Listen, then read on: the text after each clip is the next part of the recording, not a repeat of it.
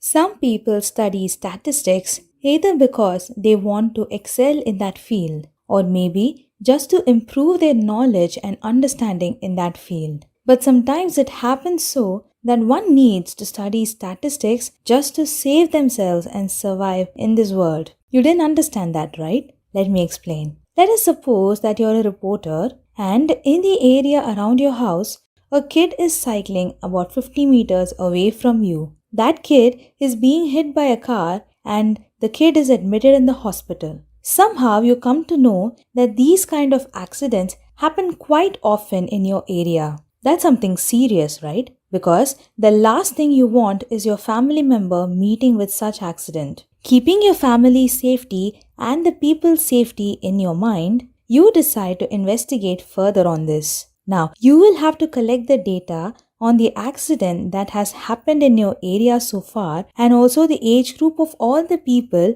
who have met with the accident. You will have to present the data in such a way that it can be easily read by people, draft the article and publish it.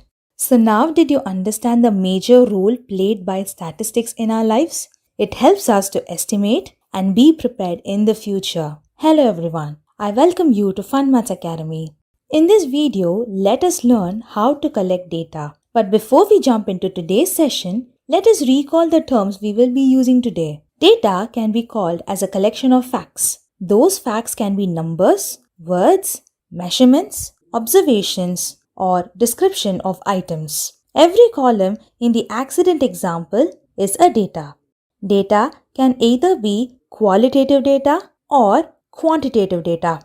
Qualitative data describes the characteristic of an item. For example, the color red, the texture soft and all. Quantitative data describes the numerical information of an item. For example, number of people in a room, weight of people, and so on are quantitative data. Quantitative data can further be divided into two types. Number one, discrete, and number two, continuous. You may note that the data that can be counted comes under discrete and the data like measurements come under continuous. The total number of individuals in an investigation is called population. For example, while predicting who will win an election, the total number of people participating in the election is called population. Census denotes the information collected from the whole population. Government counting the number of people in a country is called census. Here, government collects information from every family. But at times, it might be impossible to collect information from every family. In such cases, data will be collected from a specific group of people. This group of individuals we collect data from is called a sample. The information collected from the group is called a survey. And finally, statistics is the study of data. That is to collect, create an order, analyze the data, summarize the data and present it. Now, let us check out how to statistically investigate and solve step by step the problems faced in real life. Step 1. We need to state the problem. We should be able to decide the problem we have and should be able to describe the problem. We should decide upon the variables to be measured. To understand better, remember the accident example? In that example, age, distance and cause of the accident are some of the variables used. Step 2. We must choose a sample. Like I already said before, it is quite impossible to collect data from each and every individual in a population. Instead of collecting data from every individual, we can select few and collect data from them. Not just that, there are few advantages in this too. We can save a lot of money and time. We can collect detailed information from the selected few people. In some cases, the data we collect can be destructive. For example, if we want to check whether all the bulbs are working or not, in the process there are chances for some of the bulbs to get damaged. From this we can understand that it is better to collect data from a sample instead of the whole population. But the census created from the entire population will not exactly match with the data of the sample.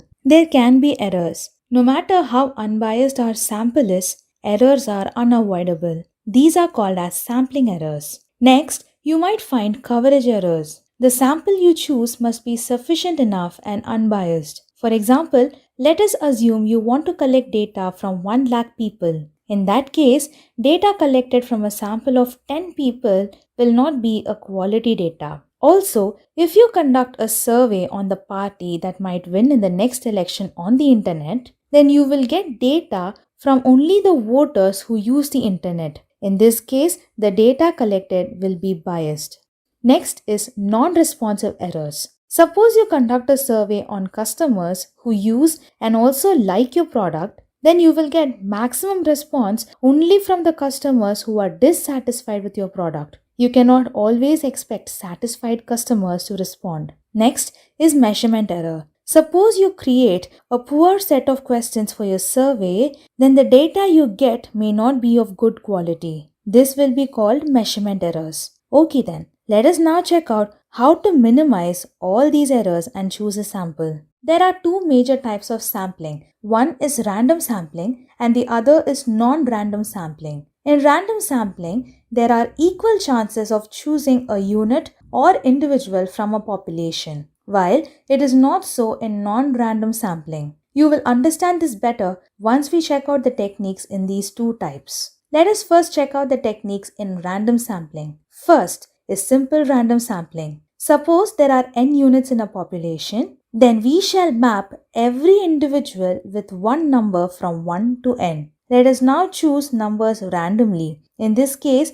you think the sample will be biased, then you can either choose a sample using a computer or a calculator. For example, let us assume our population size is 457 and the size of our sample is 20. Then we must list every individual alphabetically and then map it with the number from 1 to 457. Then, on opening the calculator and typing RANINT open braces 1, 457, 20 close braces, then we will get 20 random numbers from 1 to 457. Method and all are same, but the command may change with respect to software and application. So then it is enough if we collect data from only the people mapped to these numbers. This simple random sampling will be unbiased. Not just that, the bigger the sample, the better will be our result. Next is systematic sampling. This is widely used because it is so convenient. Here, the sample is chosen with a regular interval. Well, suppose our population size is 457 and our sample size is 20. On dividing 457 by 20, we get approximately 23.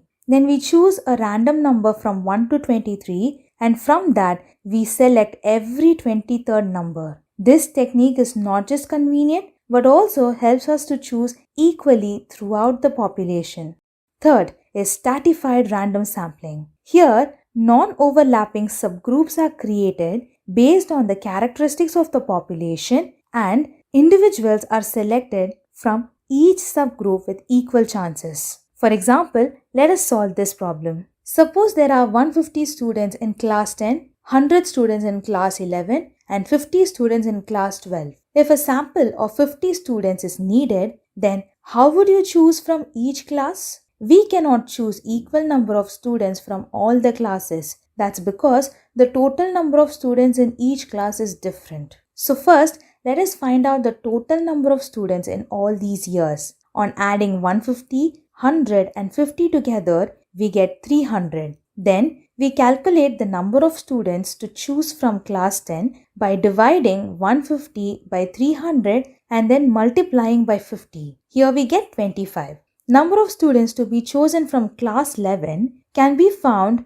by dividing number of students of class 11, that is 100, by total number of students, that is 300, and then multiplying by 50. In the same way, by dividing number of students of year 12, that is 50, by 300 and multiplying by 50, we get approximately 8. Therefore, we should choose 25 students from class 10, 17 students from class 11 and 8 students from class 12. Now, to choose from each class, we can use simple random sampling method. Compared to simple random sampling, this method is a little expensive. That's because every individual in the population has to be assigned to each subgroup and then we have to use a simple random sampling method. Next is non-random sampling. Like I already mentioned before, here in this method, sample is not chosen randomly. First is convenience sampling. In this case, the sample is chosen for the convenience of the researcher. For example, from a population, the people are chosen for the sample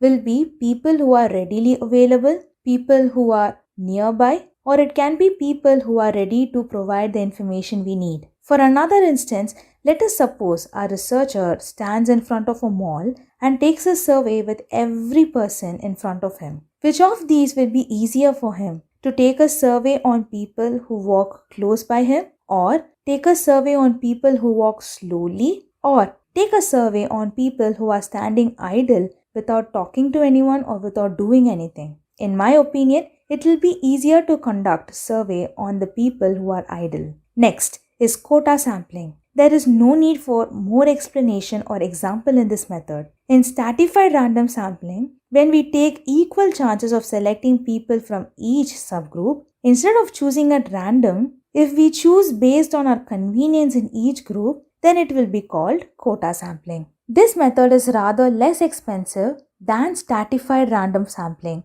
and it is easier to collect information also. So we need to choose a sample based on any of these techniques. Step 3. We need to collect the data. Usually, the question for survey will be conducted by the researcher either in written form or orally. Each and every question must be framed very clearly, otherwise it might be misinterpreted and we will get inaccurate answers. While framing questions, keep these guidelines in mind. Question needs to be simple and clear. Make sure you get only one response for each question. Questions should not be confusing. Questions you ask should not be general. It must be specific because there are chances for misunderstanding when you ask in general. There are open-ended and closed-ended questions. Answers to open-ended questions depends on the interest of the respondent. Rather, in the closed-ended question, answer needs to be chosen from the list. So depending on the context, you need to decide on what type of question to ask. The question you ask must be neutral. You should not frame questions such that it favors only one of the answers. When you ask personal questions, the respondent might feel uncomfortable. So when you do ask a personal question, you need to justify the respondent clearly why exactly you are asking such a question. Step 4. We need to organize the data we collected and display them clearly. We need to display the results clearly so that everyone will understand. You can display it either using a table, or you can summarize, or you can also plot it as a graph. We shall see this particular step in detail in the upcoming videos. Finally, step 5. In this method, we need to clearly describe the result we have displayed or summarized in step 4. In this video, we saw how to collect and present the data step by step. More precisely, we checked out random and non-random ways to collect a sample and also how to frame the questions in order to collect the right information. An assessment on this topic is given in the description box. Do check out the link and complete the homework. If you have liked this video, hit the like button. If you have found this video easy to understand and useful, share it with your family and friends. Do record your views in the comment section as this will encourage us to create more useful videos. Do not forget to subscribe to Fun Maths Academy channel to get constant updates on new videos we upload. Thank you.